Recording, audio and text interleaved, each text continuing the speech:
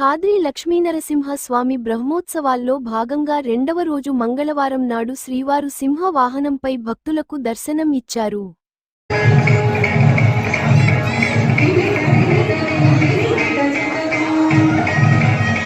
సింహం శౌర్యానికి, గాంభీర్యానికి, పరాక్రమానికి ప్రతీకగా ఉండడంతో పాటు స్వామివారికి ప్రీతి పాత్రమైన సింహ రూపంలోనే నరసింహ అవతారంలో హిరణ్యకశ్యపుడిని సంహరించిన శక్తి స్వరూపుడిగా శ్రీ నరసింహ స్వామి దర్శనమిచ్చారు.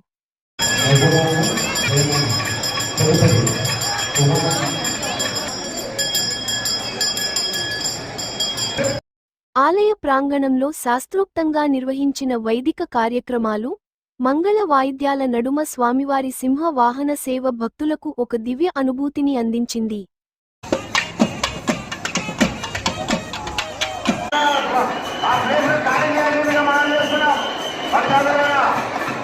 సాయంత్రం ఆలయ ప్రాంగణంలో కొలువు దీర్చిన అనంతరం శ్రీవారు తిరువీధుల్లో విహరిస్తూ భక్తులకు దర్శనమిచ్చారు.